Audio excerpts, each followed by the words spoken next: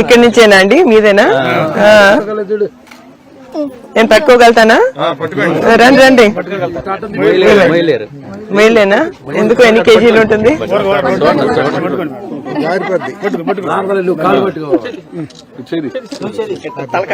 చూడండి, బాగానే పట్టుకున్నా.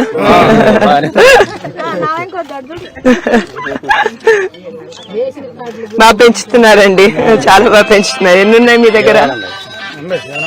చాలా ఉన్నాయా? Okay, good good.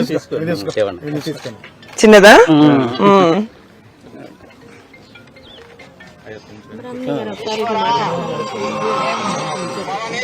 చెప్పండి. ఈ రాజధానికి పొలం ఇచ్చినప్పుడు కవులు అన్నా వేయలేదమ్మా. 2 సంవత్సరాల నుంచి వేయట్లేదండి. బంగారం అంటే పొలాలు ఇచ్చాం. 2 సంవత్సరాల నుంచి పొలాలు ఏంటికి ఇచ్చాం? మేము మాంగారు వస్తేనే ఇచ్చాం. అవునండి, కరెక్ట్. వాళ్ళని చూసేవి వేయలేదు. రేషన్ కార్డులు అసలు పిల్లలకు కూడా లేవు. రేషన్ కార్డులు ఉండేవాళ్ళవి కూడా, మా పిల్లలవి కూడా తీసేశాడు. ఇవాళ రేషన్ కార్డు ఉంటేనే ఏదైనా చేయగలుగుతున్నారు. పెన్షన్లు అస్సలు రావట్లేవు, జాబులు లేవు మీ పిల్లలకి అసలు. మీరందరూ కష్టపడతారు. ఇచ్చింది జాబులు వస్తాయేమో పిల్లలకి, పొలాలు ఇచ్చిన వాళ్ళకి. పిల్లలకు కూడా ఒకళ్ళకి 6 సంవత్సరాలు కానీ కార్డు లేదు. అంతకుముందు కార్డు చుట్టూ ఇక్కడ తిరిగాను. పిల్లలకు పుట్టినా కూడా వాళ్ళ కార్డు లేవు. ఇదిగో అదిగో అన్నారు, కార్డు ఇంత పడికి ఇలా. ఉద్యోగాలు వస్తే ఇంట్లోనే మా దగ్గర అందుబాటులో ఉంటారని ఆ రోజు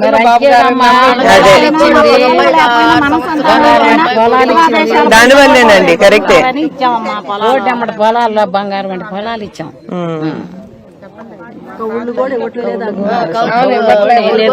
చాలా బాధగా ఉందండి. అవును, బాధపడతలేదమ్మా. మేము మాంగారే రావాలి కోరుకుంటున్నాము. మరి భగవంతుడు ఏం చేస్తాడో గాని మనం అందరం అండగా ఉంటే బాబు గారు తప్పనిసరిగా మేము అందరం అండగానే ఉండాలనే కోరుకుంటున్నాం. అది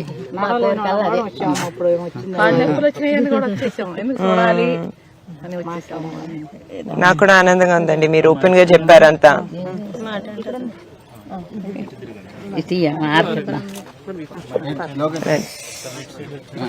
తోటలు మంగళగిరిలో పూల తోటలకి రావటం జరిగిందండి. ఇక్కడ ఎంతో మంది మహిళలు మీరు చూస్తున్నారు, వృద్ధులు కూడా చాలా చాలా కష్టపడుతున్నారు. వీళ్ళు చాలా కంగారు పడుతున్నారు, ఎందుకంటే చాలా మంది వాళ్ళ ల్యాండ్స్ ని రాజధాని కోసం ఇవ్వటం జరిగింది. ఇప్పుడు కవులు కూడా పెట్టట్లేరు. వాళ్ళు చాలా కష్టపడుతున్నారు. వాళ్ళకి రేషన్ కార్డులు లేవు, పిల్లలకి రేషన్ కార్డులు అసలు దక్కట్లేవు, బియ్యం సరిగా రావట్లేదు, ధరలు చాలా పెరిగిపోయాయి. అదే కాకుండా ఇక్కడ అందరినీ చూస్తూ ఉంటే ఇండస్ట్రీస్ చాలా వస్తాయని ఆశతో వాళ్ళు వాళ్ళ ల్యాండ్స్ ఇవ్వటం జరిగింది, రాజధాని కోసం ఇవ్వటం జరిగింది. కానీ ఏమీ రాక వాళ్ళ పిల్లలకి విద్య ఉన్నా కూడా వాళ్ళకి అసలు ఏమీ జాబ్స్ అంటూ ఏమీ దొరకట్లేవు. వాళ్ళు బాగా కష్టపడుతున్నారు. వాళ్ళందరూ తప్పకుండా చంద్రబాబు నాయుడు గారు మళ్ళీ సీఎం అవ్వాలని కోరుకుంటున్నారు.